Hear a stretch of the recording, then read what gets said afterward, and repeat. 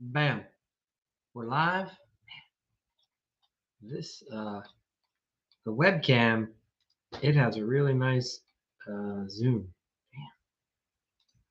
Depending on where I'm set up, I have to adjust it. Let's go here. All right. Welcome. Glad you're all here. Get you set up. I can share the screen tonight. I have multiple monitors. I did not have that option the other night.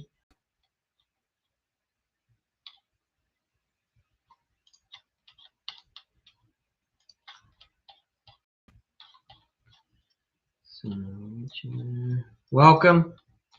If you're new, please let us know where you're from and maybe like what your specialty is. We'll get started here in just a moment.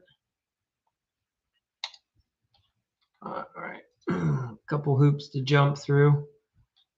This is for remodelers. If you just want to tweak a few things in your business, have a little bit better results, be around some other guys. It's all free content, right? I just basically go through course teachings, things that I've learned over the years that worked for me. You get access to it and you can run with it on your own. All right, so tonight I'm going over the things like, hey, no one told me this when I got started. All right, and I had to learn by banging my head up against the wall, and it's frustrating, and that's the way life goes. So you learn faster when you learn from somebody, and when somebody shows you how to avoid errors because they've done it 100 times themselves and they've learned a better way. And typically someone showed them another way to do it. Very common sense. The problem in remodeling, and think about this, some of you guys, you might only do 10 jobs a year, okay? It's going to take you like 10 years to get really efficient at running all the different projects. I mean, just to have a couple hundred homeowner interactions, a couple thousand sales calls, how long is that going to take you? Now, if you're in a situation where you're running 3 sales calls a day, right, and you're managing 5 projects a month, your learning curve is going to be much faster. That's all this comes down to. So many guys learn the hard way the first couple years. And what I'm sharing with you is, hey, after like 20 years and working with a lot of other people, I've had hundreds of these, thousands of these interactions.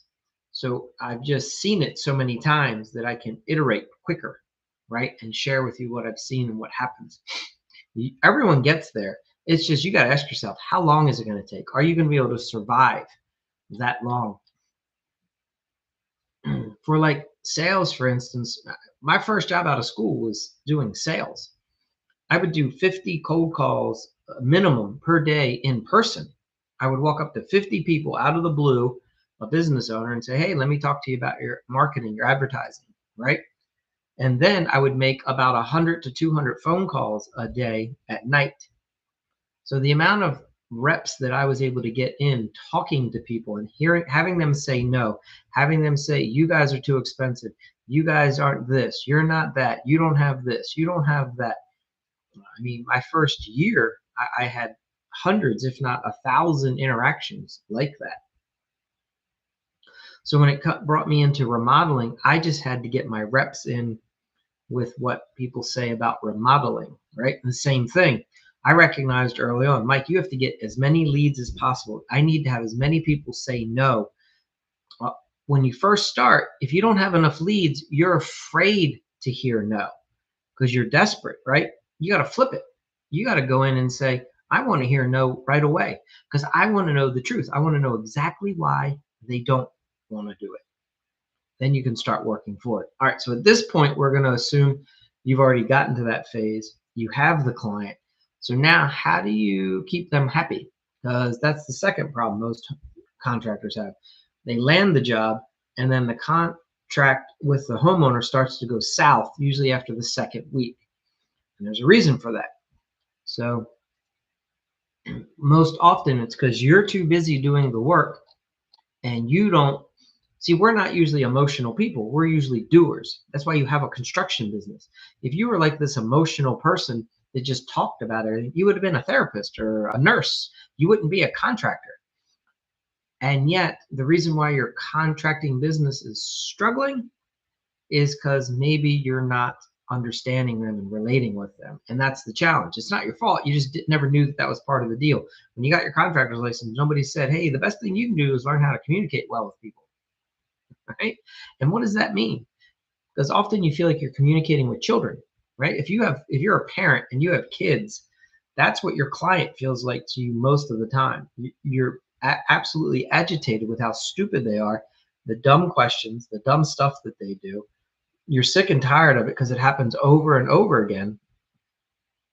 And this is the part that can sting because you haven't recognized that you don't have to live that life. You can do a few things yourself up front in the beginning to reverse that so that the relationship and the experience with the homeowner is completely different.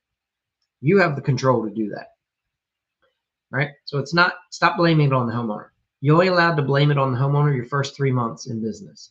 After that, you got to say, whoa, I take the responsibility because now I'm a professional. When you're a rookie, you make all the stupid mistakes. You blame the homeowner, you screw it up, you have people pissed at you. But now that you've been in the business for a little while, now you become a professional, right? So kind of like a professional baseball player.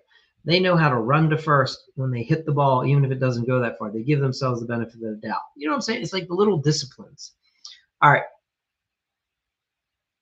Have you ever gotten the panicked phone call from the client and they're like, what's going on? Right. And you get that email that they're pissed off at you. That's because the client wants more communication from you. They want more updates. They're anxious. They don't understand what's happening. They want a predictable experience with you. All right. And I get it. You're swamped. You're sitting there going, motherfucker, I've been doing the best. I've been here like 10 hours a day doing all this work. Why do I have to then tell you about it? Well, unfortunately, some people need to hear it spoken to them. It doesn't have to be you, but it has to be somebody in your company. So if you don't have a secretary or an office administrator or a project manager, then you and your home remodeling owner's hat has to do that. So when a homeowner doesn't hear it from you, understand that in the back of their mind, they fill it with the worst. They all have horror stories from all their neighbors about all the jobs that have gone south, right? Over and over and over again. And when you don't communicate, they're sitting there going, damn it, we hired a jerk and this job's going south because he doesn't know what he's doing. He doesn't know how to communicate with us. Now, in the beginning, I didn't like to communicate with people, and it caused me a lot of problems. I would have homeowners call me, be pissed off, and then they'd be even more pissed off because I would be like, I'm not calling you back. I've been at your house all week. Like, that doesn't work.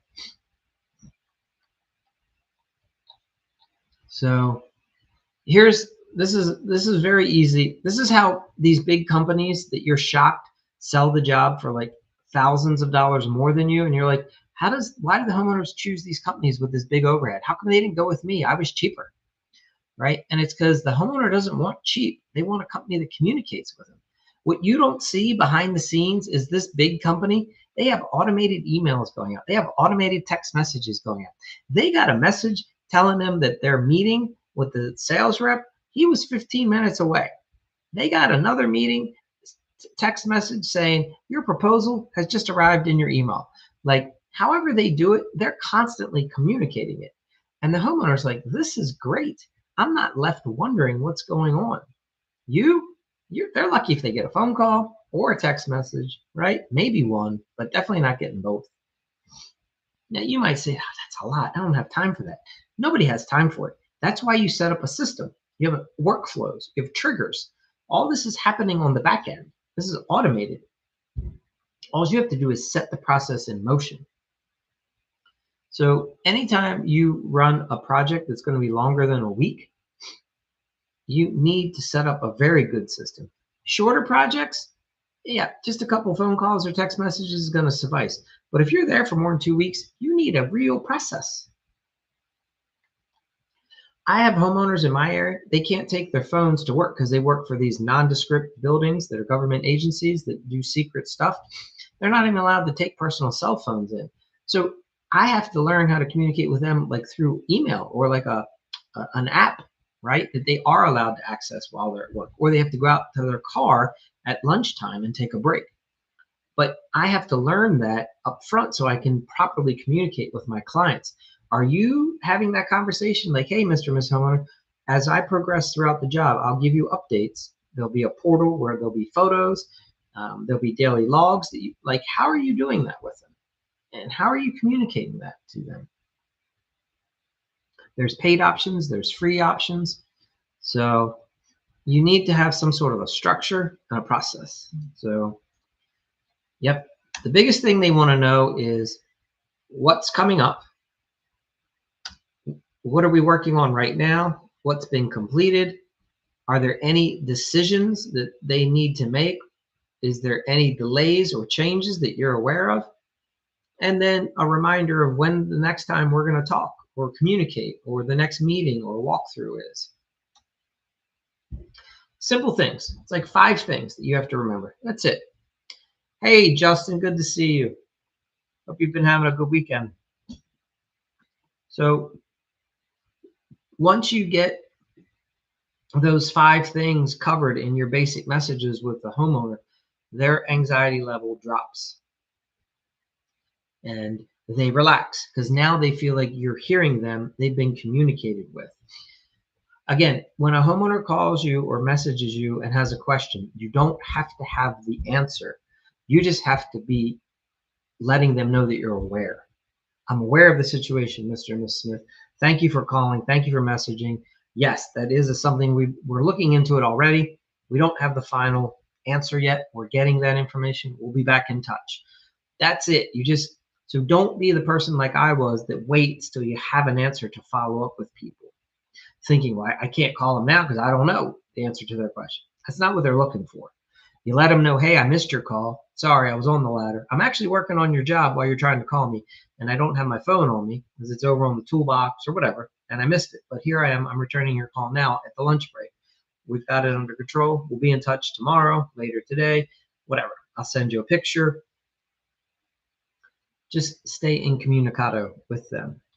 Send them pictures or put them into your status app, however you're doing that, when they don't ask for it. Just keep them up to date. Show them that you're working in a way that works for them. Most people don't want to just wait till they come home. They want you to communicate with them. Daily logs are huge. And here's why. We keep daily logs on jobs. And it's not that we have to communicate directly to the homeowner. We just allow the homeowner to see the daily log. And that's how we communicate. The homeowner can see, oh, the plumber showed up today. Jay Allen came and he roughed in the toilet, the vanity, just like he was supposed to. Went great, right? And he left us a note that he needs to know that faucet has to be on site for him like next week, right? Like little things like that. Homeowner's like, yeah, I know, I need to get that faucet here. I have it at my work because I can't accept deliveries at home during the day. So I had the Amazon delivered the faucet to my work and I don't have it on the job site.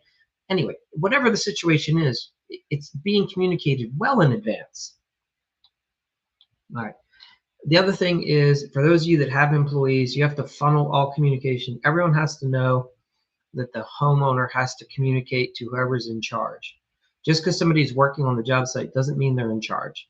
Homeowners shouldn't even be talking to half the people on the job site at all. I mean, they can say, hi, hey, Mr. and Ms. Smith, thanks. House looks great. Thank you for having us over here. Is my car or truck parked in an appropriate spot? Perfect. Okay. Other than that, they're not talking about the project. Okay. That's only for either the owner of the company or the project manager. That's it. And if the homeowner starts talking to one of your guys about the siding or the roof, they can acknowledge and say, yes, it's looking really good. And please forgive me. I'm not in charge here. You should be talking to my boss or that guy, and just redirect, right? In a very polite, appropriate way. Don't touch the pedal stick for at least 24 hours. That's a comment that comes from someone who's had the pedestal sink touched within the first 24 hours and then had to redo the whole thing. So, yes, nice Good suggestion. You put that in your job site policies, Justin. That's awesome.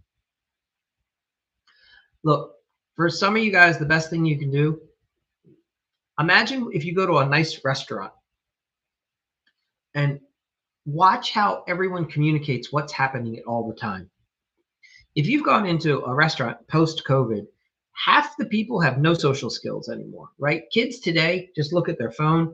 If you walk up to a booth or the hostess area, the host and hostess, before COVID, this was standard. You walk into a restaurant, the host or hostess says, "Good evening, good afternoon, folks. Oh, are you here to dine in, dine out? Would you like to sit at the bar? What brought you in here today?" And you say, "Oh, I'm looking for a table. We're here to have lunch, dinner." "Great. You want to sit inside, outside, at the bar, blah, blah, blah." "How many?" "Two." "Great. Here's what's going to happen. I need to get a table ready for you. Bear with me for a moment. And if you would, here's the menu. You can take a peek or go over here." There was a communication. You walk up to a hostess stand nowadays, if there's even a kid that answers or talks to you other than "Hey," they go, "Hey, can I help you?" Like that, if you even get that out of them. And then they're probably on their phone. They're not paying attention. They give you no insight. They say, "Oh, you want a table for two?" And then they turn around and walk away. They don't explain to you what's happening, what they're doing, what you should be doing, right? It's all this vagueness and randomness because kids today don't understand how to communicate in the present with someone. That's all been lost because they only understand how to text message someone, right? And have this distant communication, but not in the present. Okay, believe it or not, that's the average experience for a remodeler and the homeowner. They're not having a real communication in the moment. The contractor's not messaging them and telling them what's going on, what's happening next, what we got done today, right? So think this through, right? A good waiter or waitress comes up to your table and says, "Hey, I'm going to get you guys some drinks, and then I'll be back to take your food orders. I'm going to explain the chef specials," right? And then they a lot of times will say, "Hey, it's going to be about 20 minutes till your order's ready. Would you like to start with an appetizer?" Whatever. They like communicate with you. You need to be always communicating with the homeowner. "Hey guys, it's going to be like 3 weeks till we're putting in the cabinetry, but we're doing this first," right? Little things.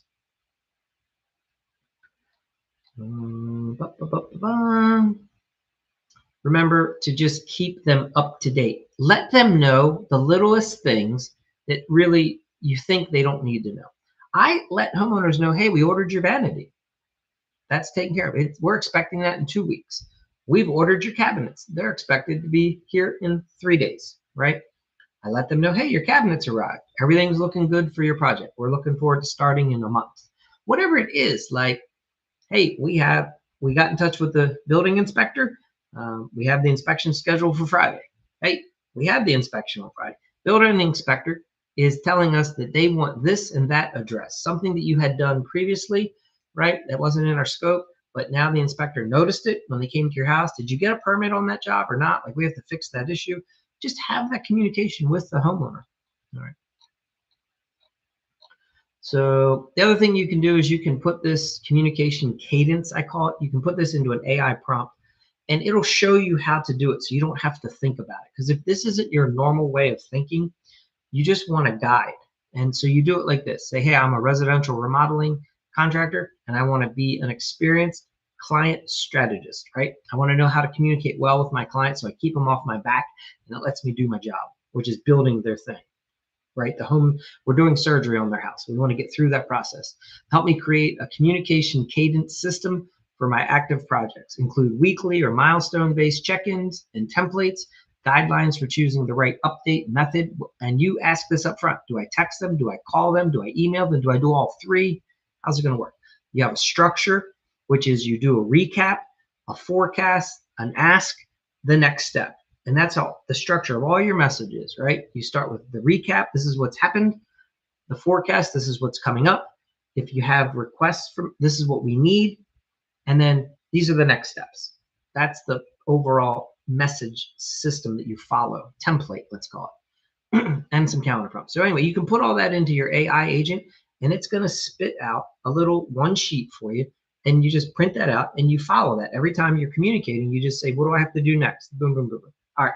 So that's everything I have for you. Pretty straightforward stuff. Hey, Angel, haven't seen you for a bit. Welcome back. Been wondering how you're doing. You've been too busy selling a bunch of jobs, haven't you? And making more profit.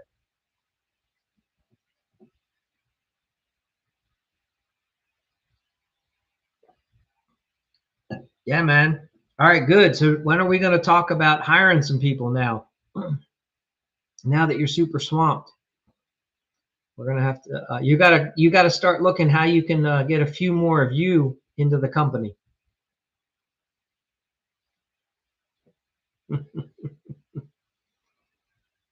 That's awesome. Excited for you, Angel.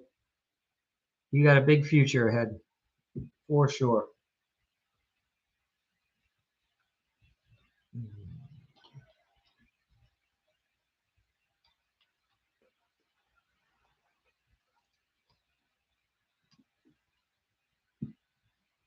You can have more than one, and you can have more than one question, Angel. What's on your mind?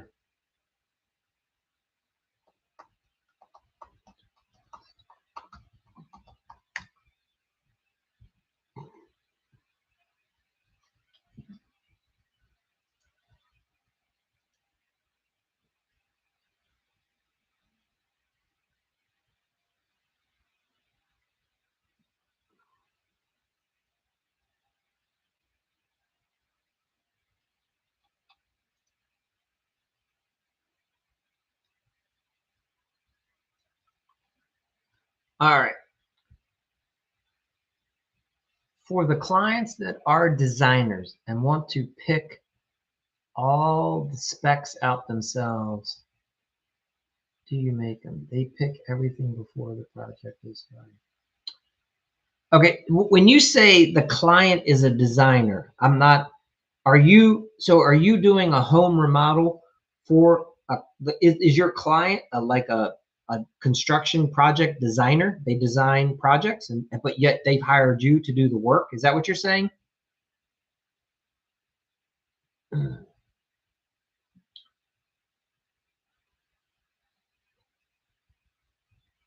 Or are you asking if the for projects where you're selling the process of a design first? Just give me a little clarification. That's all, if you can.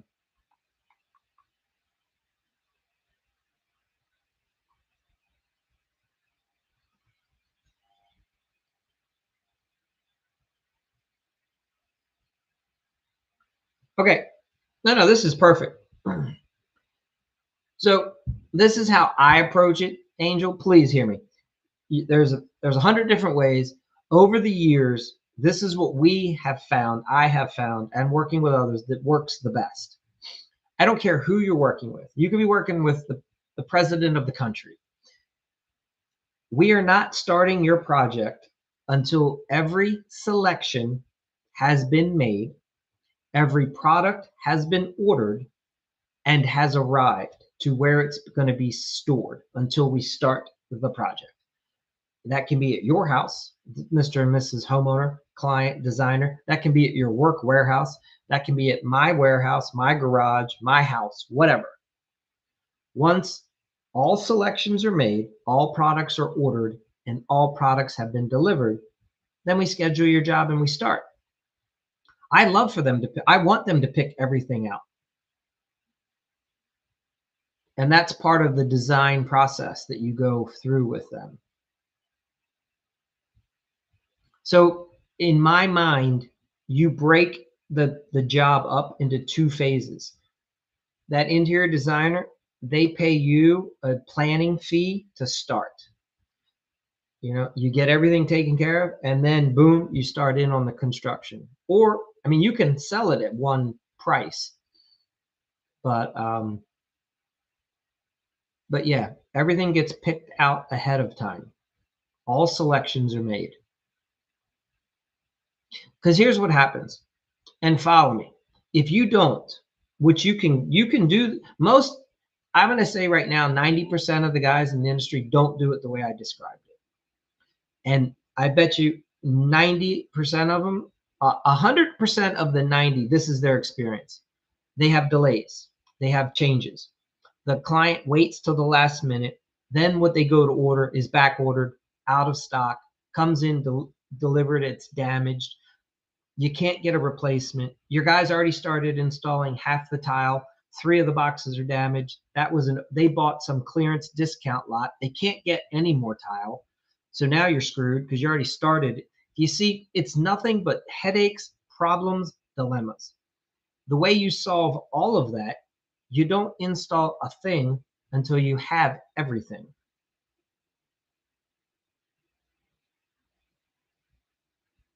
Yeah, I don't even paint colors. That's what so your now with an interior designer, this is even better. They should already be aware of mood boards and the color wheel, right? Sherwin-Williams, Benjamin Moore, whoever you use, they have a process where once you pick your primary color on the wheel, if it's a lighter color, right, then they show you the 2 natural colors to go with it. So, and that could be the accent wall color, that could be the base, the trim color, right? Most places you're going to do an off ceiling white, right? Usually that's standard. Some people are going to have a color painted ceiling, but that's rare. But usually the variables are going to be the moldings, the wall color, right? And then possibly an accent color on one wall, or maybe you're doing chair rail and the bottom half of the wall is getting one, whatever. You know that. I never rough in a freestanding dog until it's on site. Too many variables. Yeah. No, that makes sense. You should, yeah. So like, if I was doing the bathroom, Jayon, like if I'm the prime contractor and we're working with you, I'm having that tub there on day 1. Like the first day you show up, the tub's there. So you can double check all the measurements. You just walk over to the garage. Here's the tub. You measure it. Now you go up and you rough it in, and then it gets set, obviously. So yes, there's none of this. Like, yes, I can get the specs online, but the specs aren't always the same, or there's something we didn't anticipate. There's just too many variables. So good point. Thank you, John. Correct. And it's funny, there's another guy I'm working with. He's in a real pickle right now because he started this bath remodel. And then the tub came in delivered. He didn't check it right away, which is fine. Most people don't. It was in the box. He has it on site for 2 weeks. They go to open it up to put it in the install, and the nailing flange is cracked, right? And now he's finding out that if he orders another one from the manufacturer, it's 6 weeks out. So now he's trying to find some guy, like an auto body repair guy, to come on site and repair the flange. And it's like the whole thing's a nightmare. That should have been taken care of by having it on site before the job started.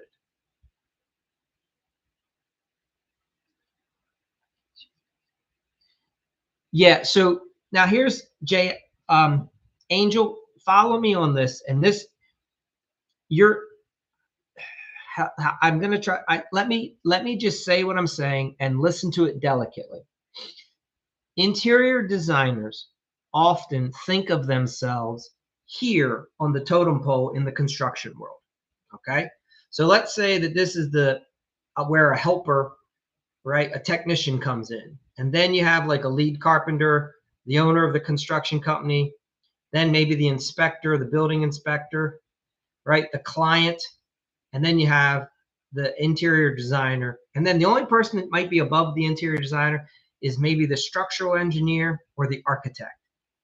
And what I mean is they feel like they're the educated, they're the sophisticated, they're the professional because they show up nice, they use a computer, they look at the contractor below them, they look at, right? And they feel like they know what's best. And they're going to often try to dictate and tell you everything. And at first, this can be challenging for you to thank them for their years of experience and their opinions and say, hey, you might do this the other way with 90% of your other clients, but if you'd like to hire us, this is our process and it works, it's proven, and it may be different, but this is how we do it. And in a polite way, you just let them know, we'd love to build this for you. And we know it's going to be successful, but you have to make all your decisions up front. And then you explain to them why. And then they're going to tell you, but I have to wait and see. And then you just say, it's probably not going to work out for us. And then you push them away. Most likely, They're going to call you back and cave and do it your way.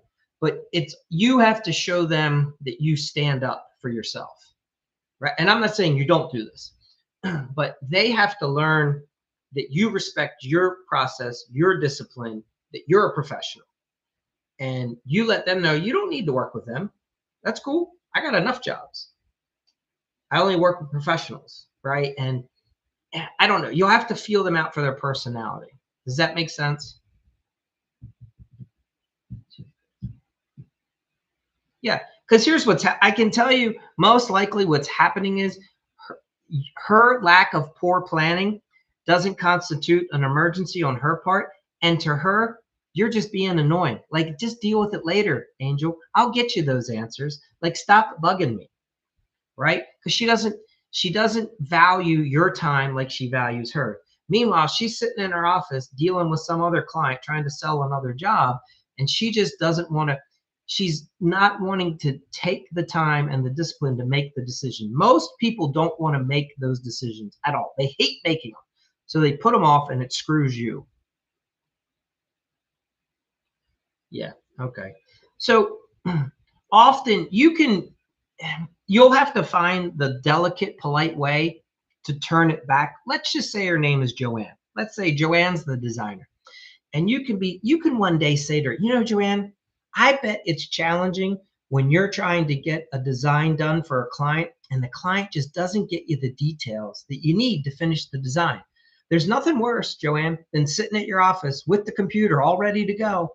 You know what you want to do, but the client hasn't gotten back to you with a couple simple answers because they're busy. Right now, Joanne, we're experiencing that. We need you to make those decisions because we're sitting on the job site and we can't move forward. I need to know the paint colors, like today. I don't know. You'll find you know what I'm saying. In the moment, you'll find your way to communicate it to her. So shut up. There's no way her name's Joanne. I don't buy that. Mhm.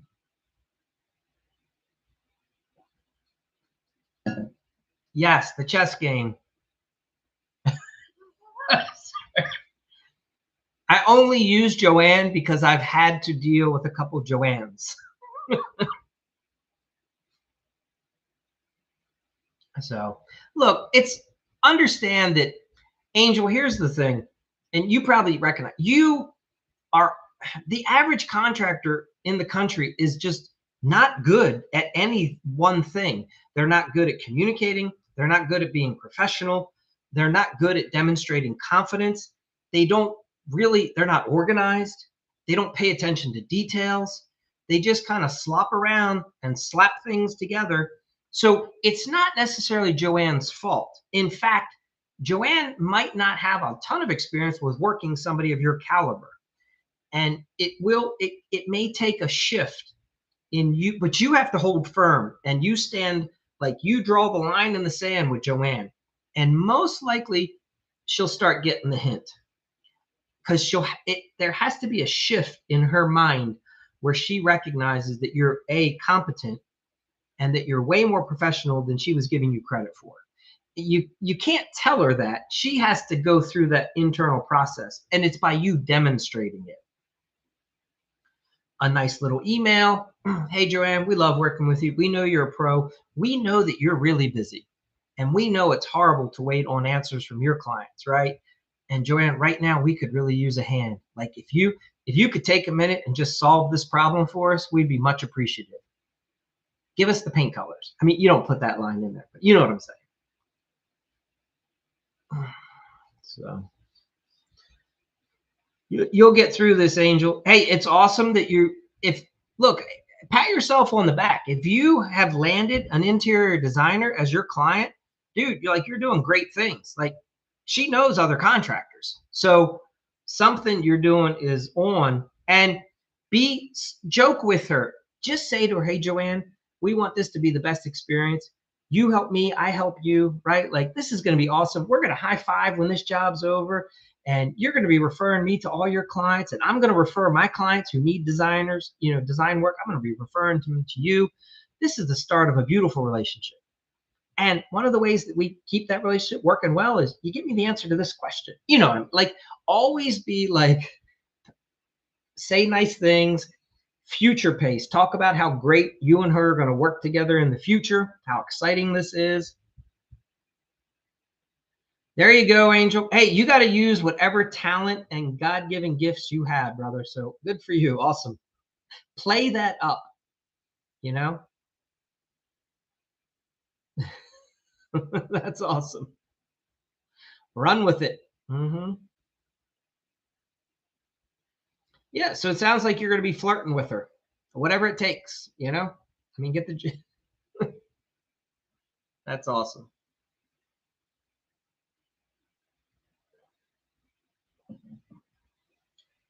Remember the basics. People always respond to cries for help. People want to be helpful. So if you can lead with, hey, Joanne, we're in a little bit of a situation here. You could really help us with this. Most people will respond well to that. I mean, very simple, basic stuff. Give her a compliment. Tell her how great she is, how much you've enjoyed working with her, how professional. Let her know that one of the things that makes her great is how responsive she is and how quickly she gets information to you. And then say, we're running into a little bit of an issue. We're hoping you could help us out, right? And then you make the ask.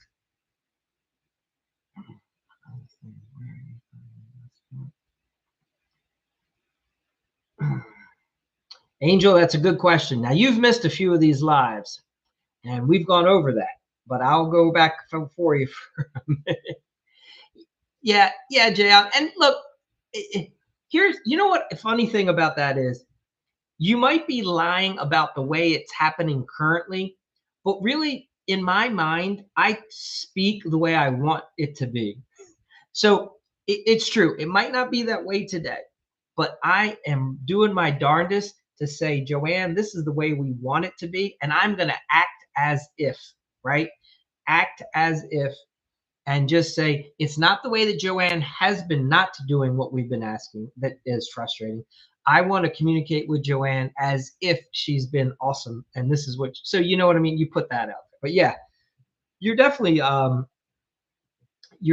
not, you can't address things always as they really are, because that won't help anybody. Yeah. Now, but yeah, you're definitely, you're correct. You are correct, though. Technically, you could say, yes, I'm lying, 100%. Now, Angel, tell me, what employee are you trying to land next? What position are you trying to fill?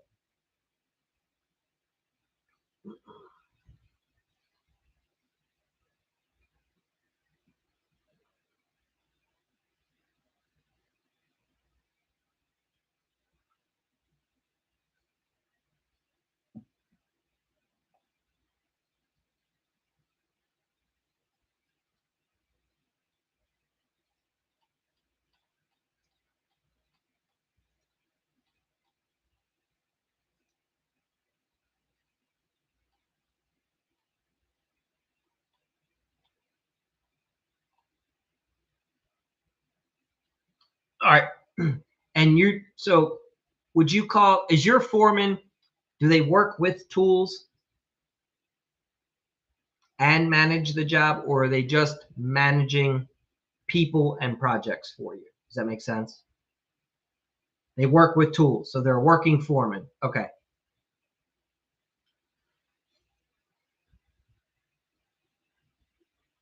Okay. So basically, like, okay. And are you looking for someone who you have a project manager? Got it. Okay. So, and is it the carpenter skill set that they have to have as their foundation? In my opinion, when you have a carpenter, they can tend to do the most things. Is that what you're looking for, is a skilled carpenter who also understands like the basics of plumbing, electrical, mechanical? They can do tile, they can run trim, they do framing, they can do siding, roofing, setting windows, setting doors. Is that what you're looking for as a foreman? Perfect. In your area, do you have like a TW Perry do you have building supply companies that you can go to not Lowe's and Home Depots, but like and TW Perry is a nationwide company now. Beacon, uh, 84 Lumber. I'm trying to think. There might be a couple other regional companies, but do you have some supply houses? Yes, to take care. Correct. Yeah, if you need a bunch of main things moved around, you're getting a license. Okay. If you were on the live where I talked about this, you need to go set up an account with all those building supply houses today, tomorrow, first thing. And you need to start doing some of your ordering through them. Now, when you set up an account with them, you get to meet the manager of the store, and most likely you'll meet one of the salespeople. Okay. Sometimes it's a counter salesperson, sometimes it's an outside sales rep who actually visits your job sites. You're going to make friends with them. You're going to ask them, hey, who are the other top-notch foremen that you deal with?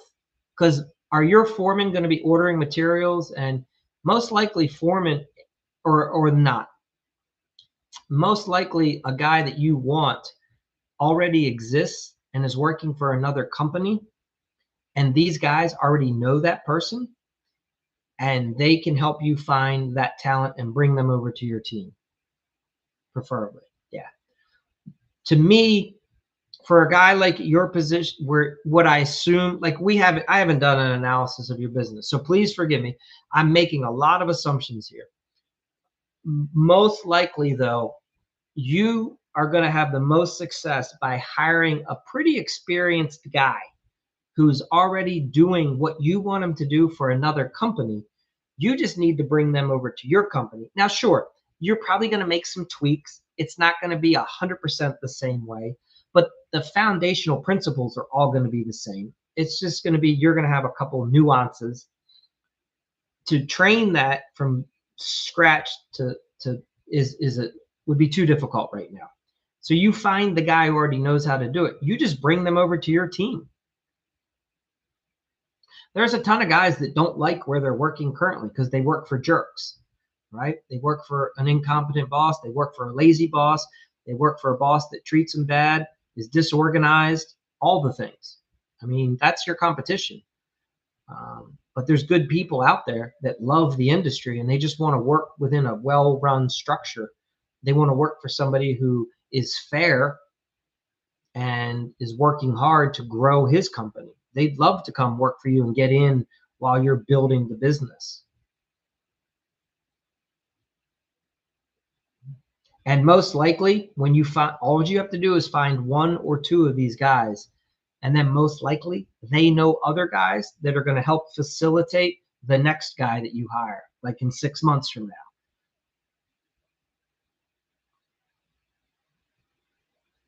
Yeah.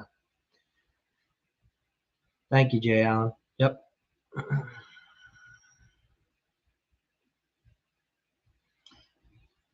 Now, if Angel, if you're in a rush, you can, I would, this is what I would consider doing. I would take my, hold on. I would take my laptop, right? And I would hop in my truck. And every morning I would go to one of the biggest lumberyard supply houses and I would look at the trucks coming in and coming out. And if you see somebody who's driving what appears to be a nicer vehicle, and then more importantly, when they get out, if they're the way that they present themselves, if that's representative of who you would like wearing your company shirt or hat working for you, I would just go up and introduce myself to them. Let them know that you're one of the players in the industry. Hey, I have a growing team. Tell me, what do you do? Are you the owner? Are you a project manager, a foreman, a helper? You're just trying to make connections. You're not trying to sell them in the minute. You're just trying to make connections with people, right? Pretend like as you see them get out of their vehicle and walking in the store, you walk in at the same time. Say, hey, buddy, how you doing? As you're opening the door, hey, how do you like working for so-and-so, right? What's it like? What kind of project are you working on right now? Whatever. Wait till they've put in their order at the counter, then talk to them if they're in a rush, because because most of the time when you put in an order, you have to wait a few minutes for the lumber yard to get the forklift and whatever. So I would try to make those connections myself daily. I'd also be tempted to pull up on a job site or two. If you, it's a little bit harder when it's interior remodeling as opposed to new construction, or so it can be challenging for certain trades. But I would do what I can to make, you can go to the big box stores and I'll do the same thing. When you see a guy in a vehicle pull up, just make friends, make a conversation with them. And you might have to talk to 100 people, but you will find good people at some point.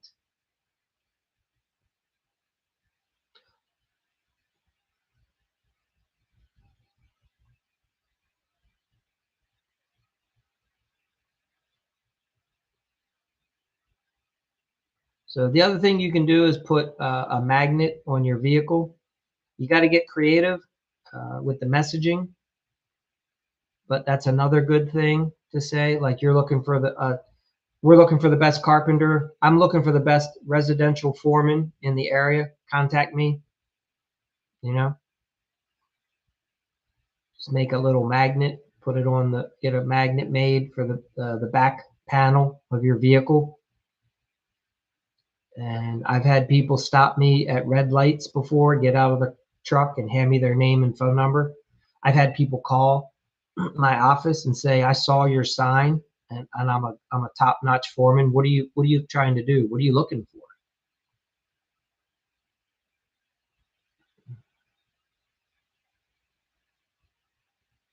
Yeah. Yeah. Yeah. Have your yeah, so with Jay Allen, I think he's trying to say is be ready to like have the process down so that when you attract the right person, you can move. Have an application ready to go.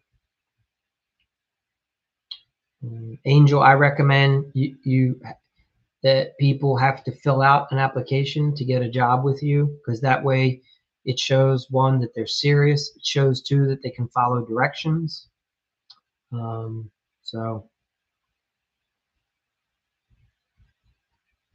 I think you're probably set up pretty good. I think you have a professional looking company. So once you have that, as long as you have like a basic web page, if one of these guys, when they're on their lunch break or they're at home and they Google your company, as long as you look stable and somewhat legit, you can ask people to come through an application process, no problem. Now, if you have nothing online, no website, no, it's going to be a little harder to get them over the hump to trust that you're a real business. But I think you have that stuff, so you should be able to get past that phase.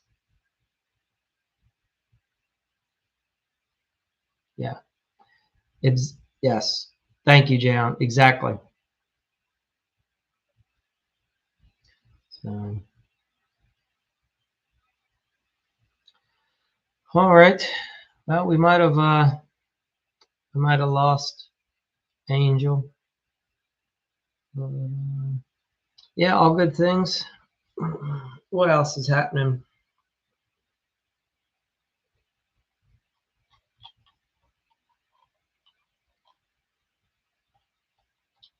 Let's see here.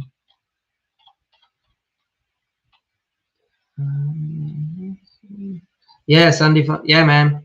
Hey, week starts first thing, right? Yeah, I had a travel day today, so, but man, the weather's just been awesome. I think a cold front tonight, we got a really bad rain and wind coming in tonight. It's pretty awful. But up until today, we had just awesome weather. But I think this week, from where I am, is going to be a big change. I think like temperatures are dropping like 20 degrees. I have a little bit. We have a deck project we have to get wrapped up, and so we weren't real excited about hearing the weather forecast. So it is what it is around here. Okay, yeah.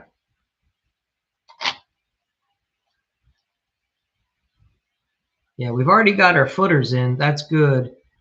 Basically, we just, set the post, the framing, but the footers are in, so yeah, it can rain. It'll just not be fun. That's all.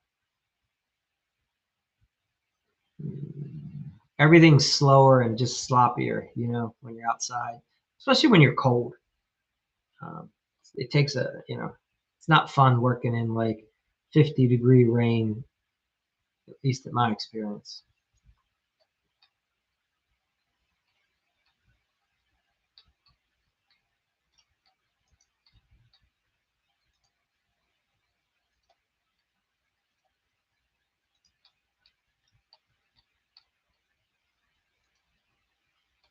Yeah.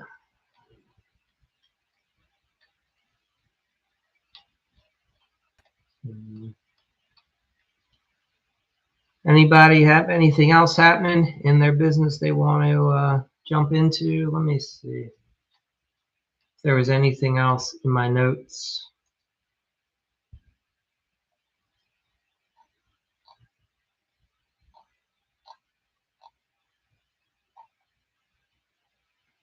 Jan, it's funny. I think sometimes I feel like I over communicate the communication part, but yet when you're with a client, there is no such thing really as over communicating to them.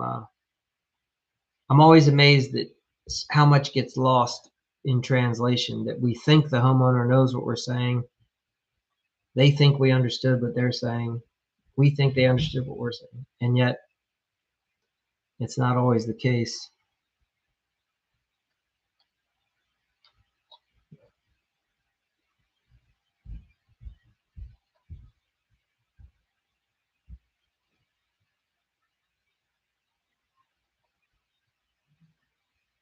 I'm still on. Yeah.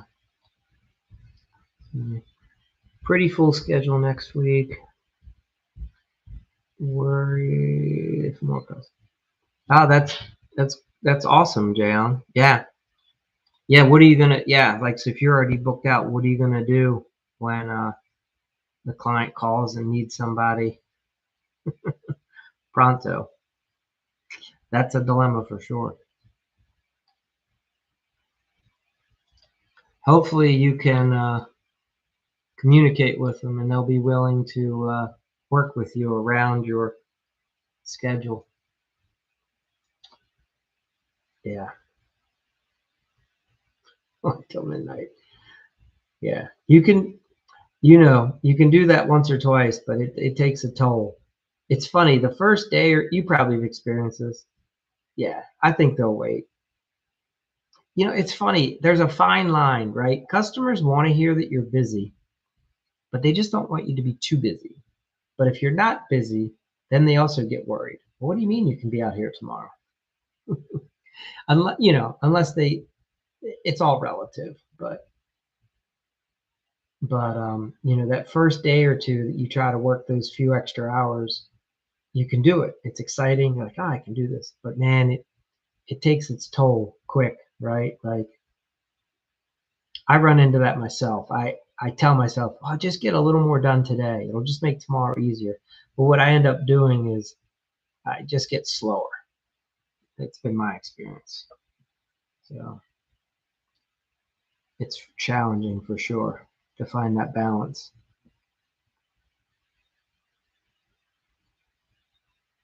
I always have to tell myself I have to wrap up things before I'm tired. Like, now you're feeling good, so now's the time. You've been here, you put in enough hours. Follow that discipline. 6 to 8 hours on site is usually a good day. 6 is a great day. You don't always. If you're doing 8, that means you're probably working 10. So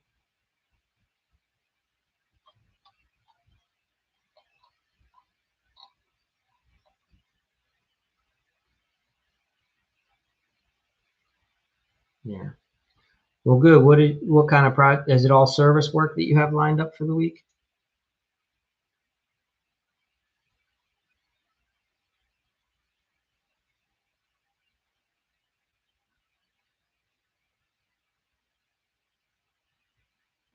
Okay. What projects do you think is going to be the one that holds you up or has you at the house the longest? Do you have anything that's multi-day? Or do you just have that many projects where you've got something lined up every single day?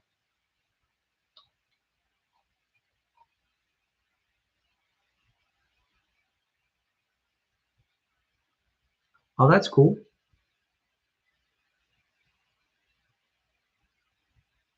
Oh, that's awesome. All right. So look at, yeah, man, nice. Five, great. Yeah, you're gonna be too busy. 5 years since you worked for that boss.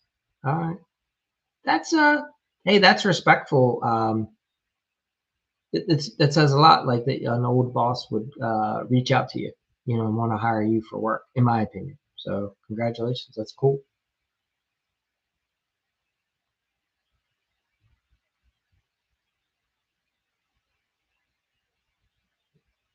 Yeah, it really is. I've always it's something that's interesting. Like I'm a by default I'm a pretty easygoing person, right? Like I might not like I don't like everybody I meet, right? Like, but I mean, I, I'm not looking trying to make waves or make problems.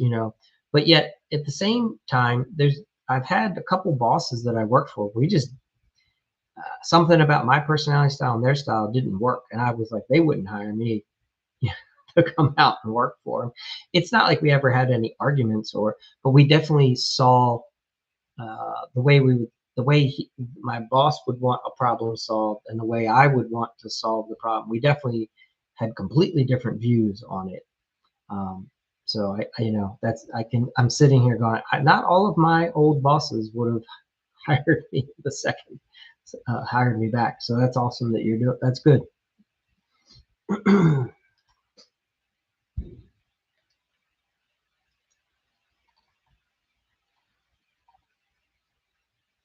Yeah.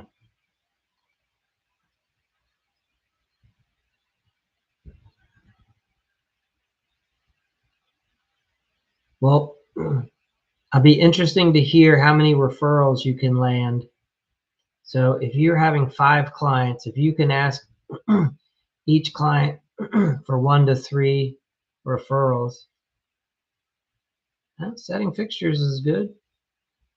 Hopefully they can refer you to somebody that else that needs plumbing services in general.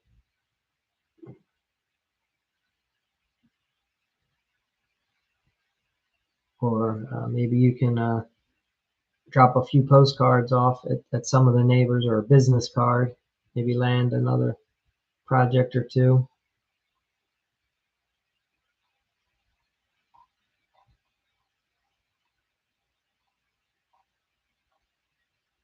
Yeah. Have you gone the route of buying some job signs, those little they call them like coroplast yard signs that you can stick in the ground and leave behind for like a week or two at a homeowner's site? Sometimes they work good if you can. You'd be surprised when you talk with a homeowner over the phone. Just say, "Hey, it's funny. You can use it as a sales tool. If if the homeowner feels like your initial price is too high, you can always offer."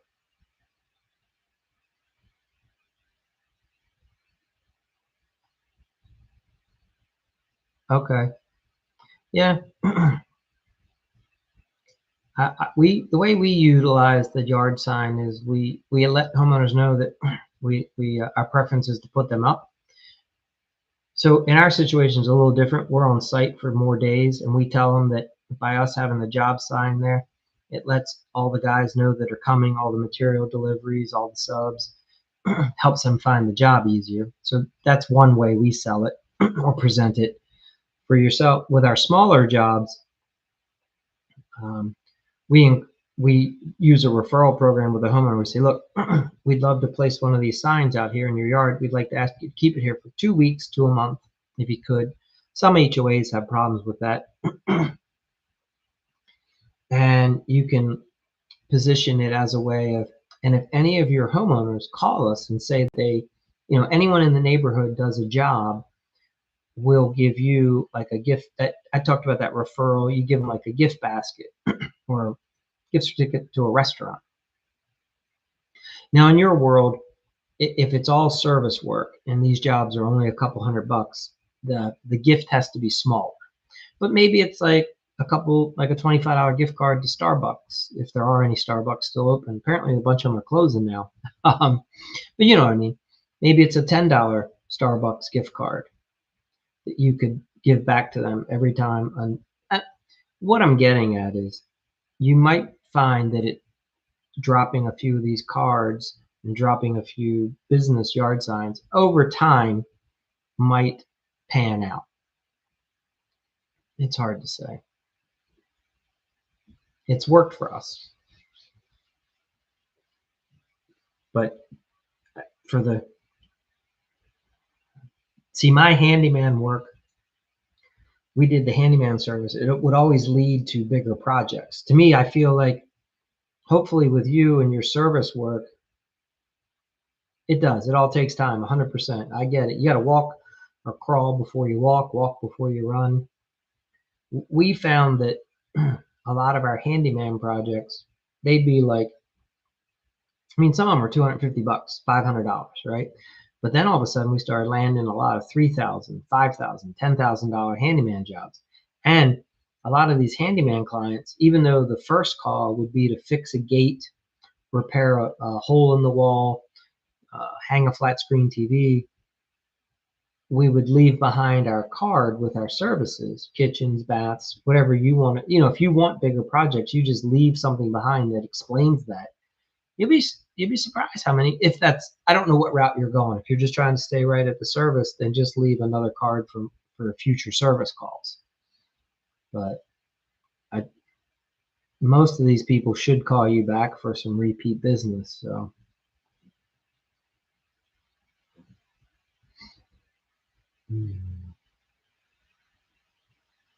But yeah, congratulations. That's awesome. Glad you have a busy week. Yeah. It always feels good to have a full schedule, in my opinion, and not be looking and worried and wondering where the next project is.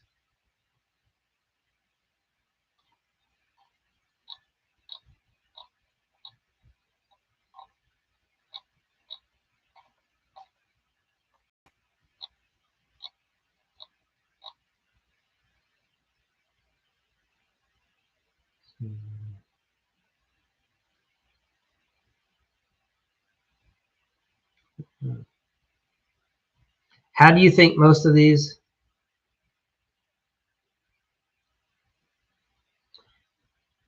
Yeah, I get it. Like at a certain point, your groove is you've already been doing this for a while. You already know what you like to do, where you want to go. You'll just make that prior. It'll become a priority at some point when you want it to be, or I don't know.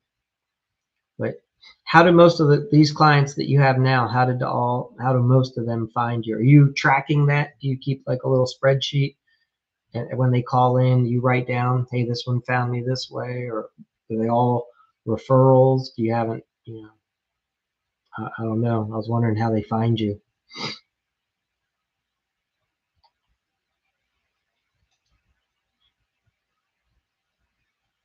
Okay.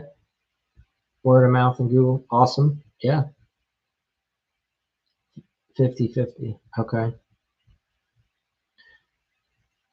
Well, uh, the Google is really good. That's awesome that you have that going already for you. So,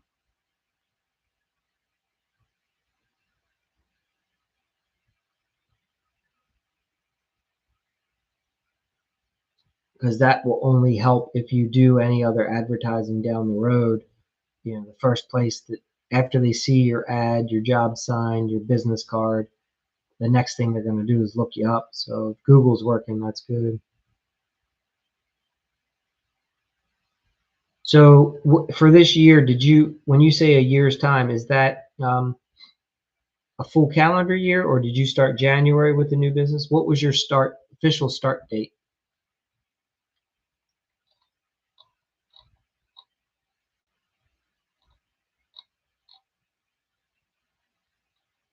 Oh, November 1. Hey, well, that's awesome. You're coming up on your anniversary. 80, yeah, 80 customers is awesome.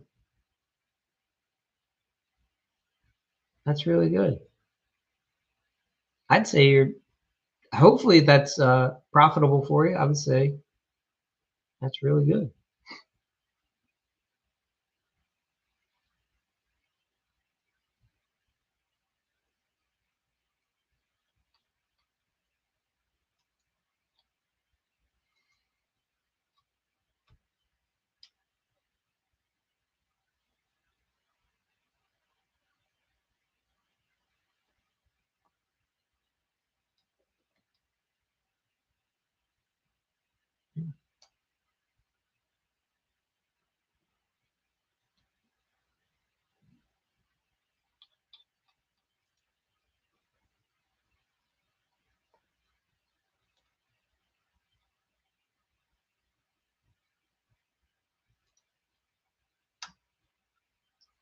Yeah, so you figure that's giving you what, like 6 a month at the moment, right? Like, so you have at least you're getting one, you have more than one every week. So if you could get 20% more, I don't know. What's your goal for the upcoming year? Is it to get 20% more? Um, and help me understand, like, in my mind, I'm thinking if you're doing service work, is like $500 the average ticket, or is it less? Is it more? I mean, I'm trying to think what would I mean, in my mind, maybe it's even lower. Maybe it's only like 250. I don't know. You want to double. Okay. So you want to go to 160.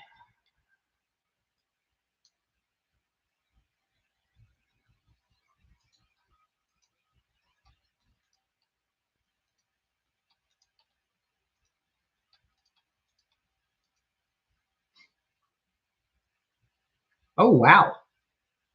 Hey, congrats. That's crazy. Man, you're way higher than I would have expected. That's awesome, Justin. Damn. Just keep doing what you're doing. You don't need to hear anything from me. Yeah, you're crushing it, man. That's insane. That's awesome. I'm shocked. I would have never I just would have expected that the average service call would, dude, hey, yeah, pat yourself on the back. That's fucking awesome.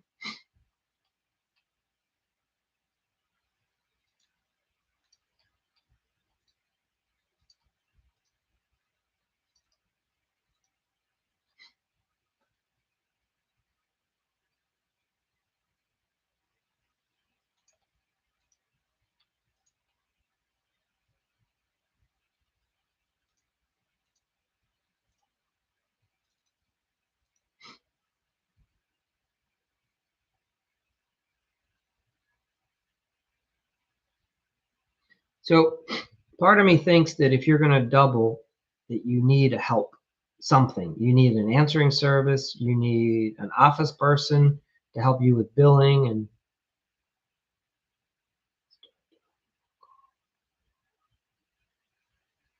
yeah, it's I don't know. I think you'll see a combination. Partly, I think a couple things will happen. I think you'll do more upsells too. You know, you take the initial service call, and maybe you're doing that already. Like once you get into the homeowner's house. So like a big thing for us in remodeling is I always all the guys do this. When we land a job, let's say it's we're doing the kitchen. My carpenters, the first week they are to take time to walk around the exterior of the house, whatever they can see from the interior. We're not like going in rooms that we're not working in, but like as we walk around the house, they're to be noting and taking notes of all the things that appear to need remedies, right? Solutions, if there's any problem. So I can imagine like if a homeowner has you coming out to repair a toilet in the master bath, and that involves you going down to their basement or crawl space, and you're shutting off the main water for a little bit, or a shut off valve, you're probably coming across other issues, or maybe you're hearing about a leaky faucet in another room, like, so we're always looking to upsell. Every project that we get into, the carpenters are looking to find something, 500 bucks, maybe another couple thousand. And not every job, but most jobs we're able to find something extra to add while we're there. Yeah. So like, what's funny is as you're doing more and more of the work, you get quicker, you're more comfortable, which you probably already are. Then it starts coming into, damn, how can I find the next problem that I suggest to the homeowner? Hey, here's a coupon. Hey, by the way, if I take care of this while I'm here, I could do it for this. Whatever, I don't know, whatever your line, however it works for you and your personality. But imagine if you could land another 300 bucks. So that average ticket sale. What I'm saying is the initial service call coming in might be the same or a little bit less, but maybe you're adding that little extra, like repairing a hose bib or adding a hose bib. I don't know. Do you guys have sump pumps? Do you deal with sump pumps? I could see you getting into putting in a recirculator setup so that their sump pump, they don't always have to rely on battery backup only. I think that's a system you guys can put in to help with a sump pump. Maybe I'm mistaken. Or maybe you just check sump pumps in general and replace them, I don't know. There's probably something. Yeah. It's funny. Sometimes it's the littlest things. But anyhow, what I'm getting at is for any business, the hardest part is landing the initial client. So once you get that initial service call, then, obviously if you can just add a little bit more, it can, if 40 of your clients spend another 200 bucks, that number adds up really quick. And then it ends up being like you got another 15 or 20 clients at the end of the year. But anyhow, yeah, good. Awesome job, man. And are you going to try to do 160 clients all on your own, or are you going to get like a part-time helper, or how are you going to? Maybe you can handle that by yourself. I'm not. Is that what's your goal? Yeah.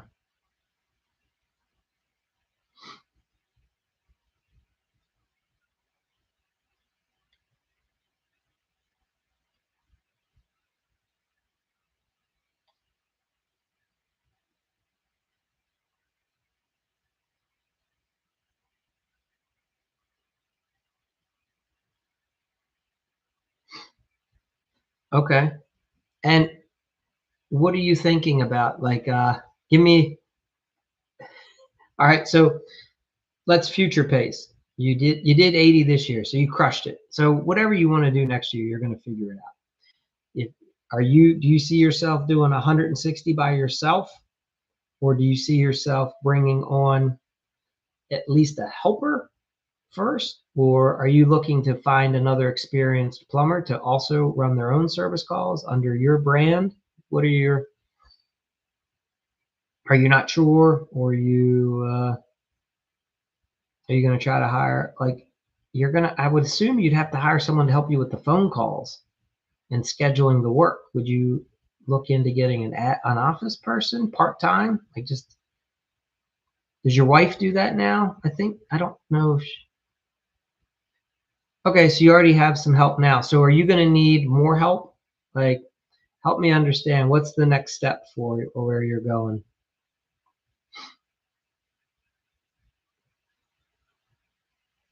So you have a helper now. Okay, one more year. All right.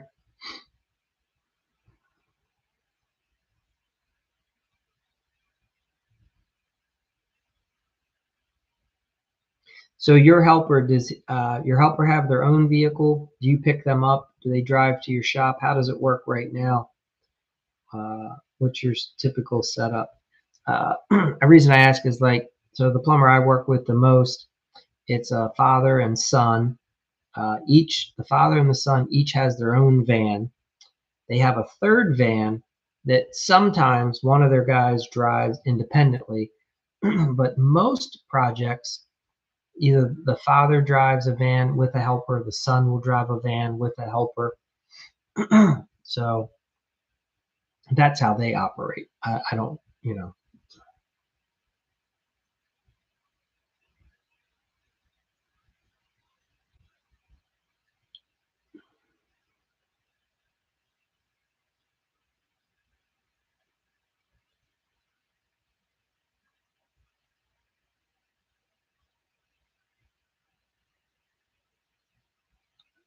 okay. So you perfect. So you're going to be able to do 160 next year. Okay. So it's not a problem of if, it's just a problem of when. So we just have to get the phone ringing more. You just need more calls.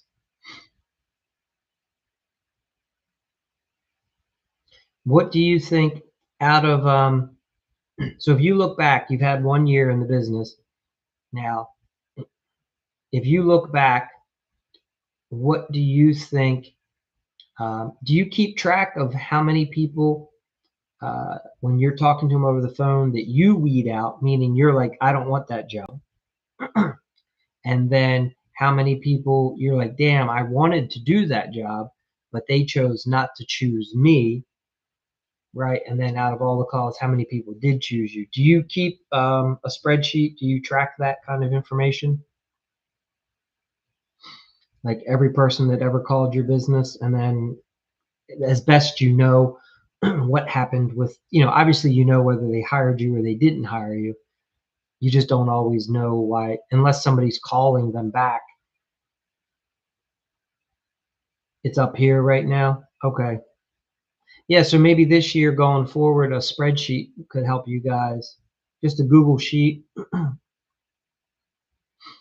Every client that calls in, their name, how they found you.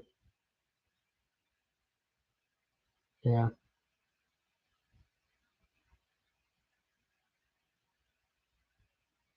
Have you been building how much before you get there? Yeah, so you're always going to get some price shoppers. Understood.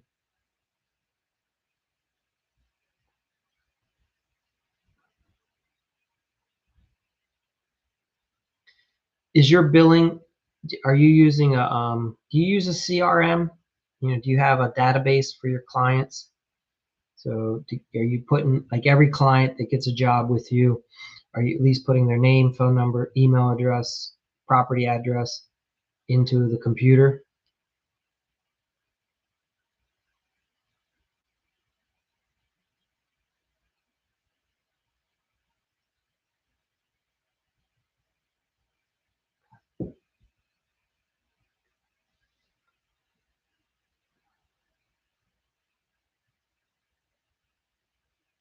Ready to start the wood stove. Yeah, yeah, with the temp. Oh, these were comments that you put in. I don't know why. I don't know why TikTok banned those comments. Those were a while back. Okay. You use House Call Pro. Okay. Yeah. So with House Call Pro, are you are you doing any? You guys could start doing some follow up. You could start a newsletter this year. So you do an anniversary edition.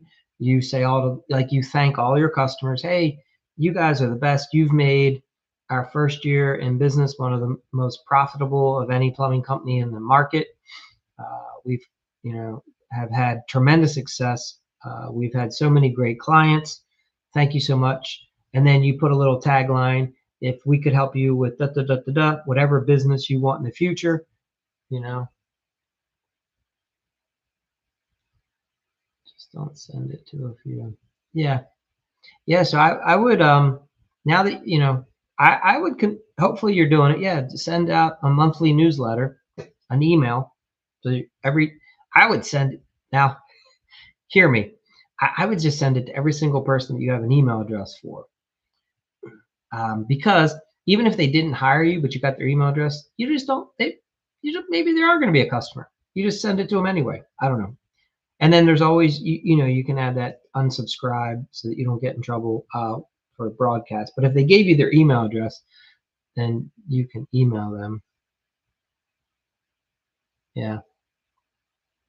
So, but we get a lot of, whenever we send the newsletter out, our phone call within the next week or two picks up. We get several more phone calls.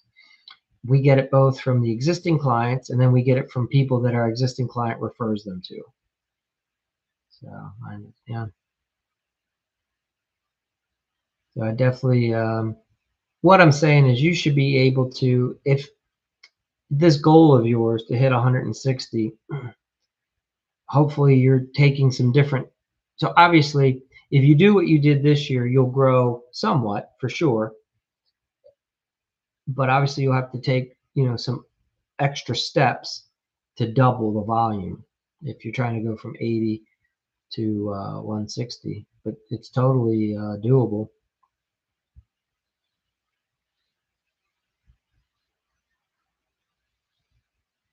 Yeah, you're crushing it. I don't even know how you have time to be on these lives. You must be working a lot. You must be a little bit of a workaholic yourself, uh, in a good way. In a good way.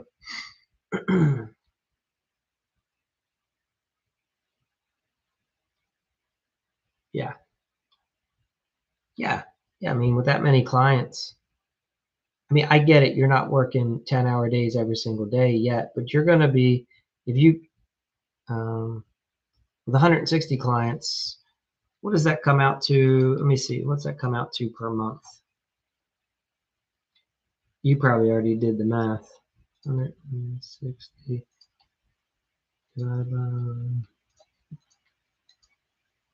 Yeah, so that's 13 clients a month. That's going to be busy. Yeah.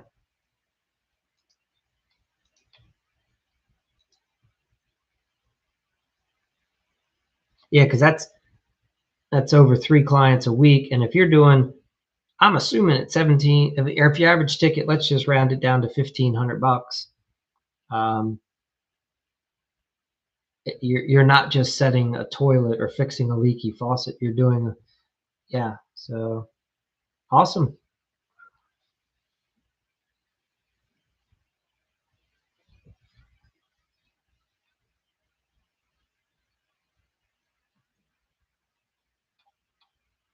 Let's see. Well, Justin, lucky for you, right around the time of your anniversary. So today was day 70. I'm gonna go through working with clients, the homeowner experience, till day 83. So for another 13 days. And then we shift over to marketing and advertising for about 16, 15 days of marketing and advertising.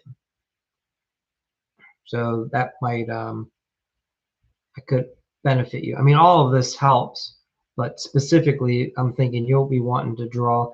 I get the impression you have a good relationships with your clients. So for you, it's going to be attracting more clients.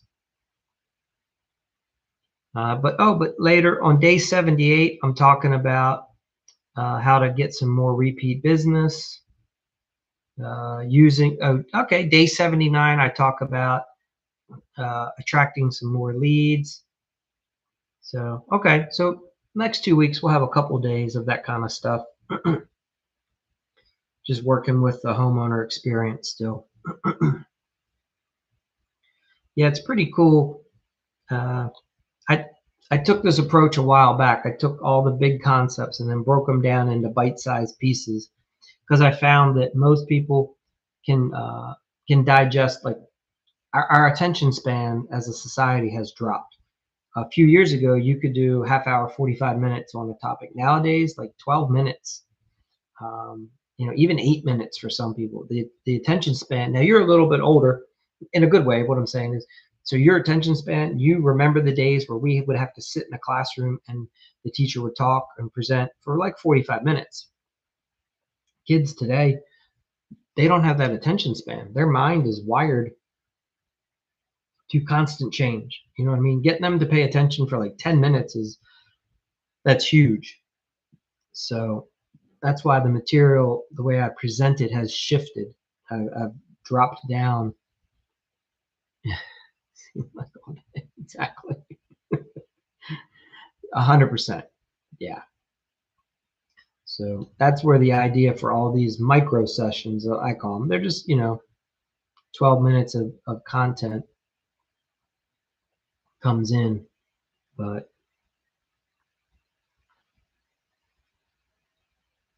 yeah, well, actually, if yeah, day 82, we talk about getting lifetime advocates out of clients. Day 83, having the clients brag about you. So it's all good stuff. You're already probably doing that stuff, especially since you're already getting referrals. That's huge.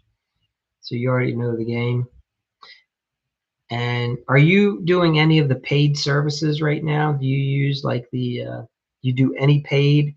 You do any Angie's List or, oh, thank you. Yeah. No, I appreciate that. Oh, it sounds like you understand the humor, some of the sarcastic, where it's coming from, and yet at the same time, like sometimes they're tough messages. Okay, you've done next door. Okay, very cool. Yeah. Well, and going forward, you work with your wife. You guys should do a couple. Put a few more free uh, work. Have your wife work with a couple of your clients to have them post for you on Nextdoor. If you like, that's a strategy to help get you a few more business. Have them post on their social medias for you. Sometimes you can even offer them $5 off when they're getting ready to pay the final invoice. Okay, just one job. So my experience with all the online platforms is that it takes months of it just being consistent. You know, like if you, I mean, to give an example, I've put out like just on Instagram, I've put out 600 videos, and I get very little traction on Instagram. TikTok, I've put out over 600 videos. TikTok's done better, but I mean 600 videos. And I just started TikTok in June. So June, July, August, September, October, 600 videos in 5 months. Okay, good. Yeah. So, if you can get a couple, just get a few homeowners religiously adding to your Google reviews, adding to your a Facebook post, adding to a Nextdoor post. Oh, thank you. Yeah, it's crazy, right? Um, I feel like it's crazy what it takes, but I do know that if you stay, here's what's funny about Facebook. For the first 6 months, Facebook didn't show my stuff to anybody. I mean, for 6 months. Then finally, after once I probably hit 600 videos in that range on Facebook, all of a sudden they started showing the videos to a few more. Now I'm not paying for these. I'm only talking to you about natural, organic, right? Kind of like what I would think you should be doing too, which is just putting some posts out there. But it took like 6 months before anybody started seeing it of posts. So anyway, okay, we're working on Apple Maps. Good. That's awesome. Yep.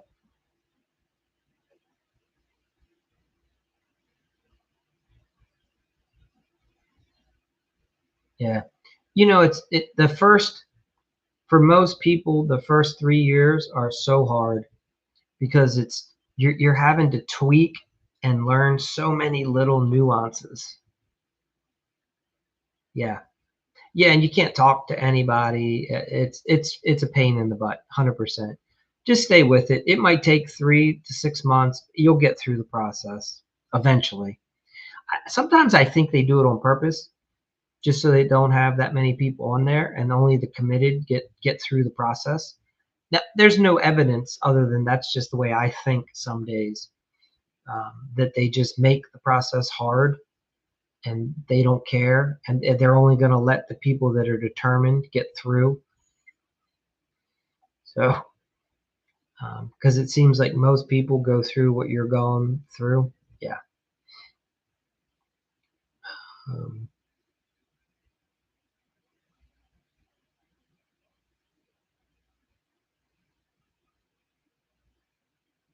yeah. No, that's awesome that you got through Google like that. Um, because it's funny, I use so in my state I use a resident agent for my business. So what that means is m- my all my official documentations, everything about my business is not at my house, right? It's at a business address. And when you do that, when you for whatever reason, I had a little more trouble getting everything set up through Google. It and because I didn't have a storefront with, I did virtual office hours. Anyway, but I was able to get now it's all good, but it was a little bit of a struggle in the beginning. But so each one has their own quirks. So the trick is just keep doing it, get through the process. And I always tell people, and you know this, right? Like the obstacle is the way, and the reason it has to be hard, it's supposed to be hard. Don't say to yourself, I wish it was easier. Be like, no, I'm built for this. Like it's hard on purpose, and that's why I'm going to survive. And most of my competition is going to fail because they want it to be easy, and I'm expecting it to be a challenge.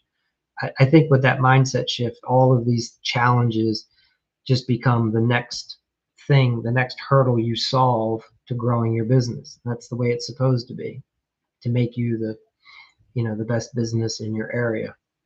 Anyway, that's my opinion. So yeah. Yes. Isn't that crazy? Yeah, to show them that you're legit. Mhm.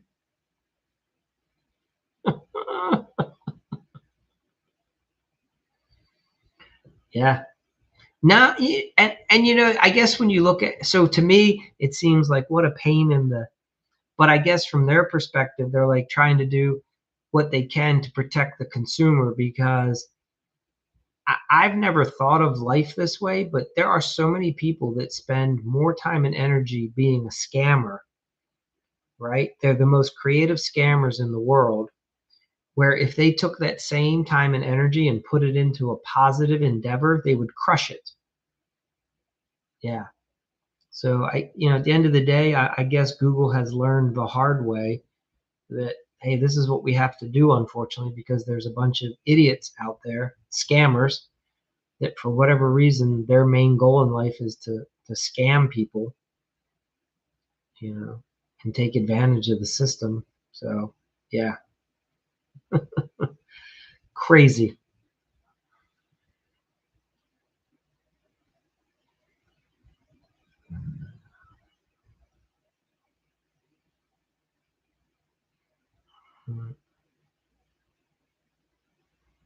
Well, yeah, I love it. I'm excited for you. So November 1st, officially 1 year. Have a little bit of a celebration post. You and is it your wife that when I'm speaking of your spouse that's helping you? Is that your wife? Yeah, you guys definitely go out, celebrate. Like you might already be doing this, so I could be preaching to the choir.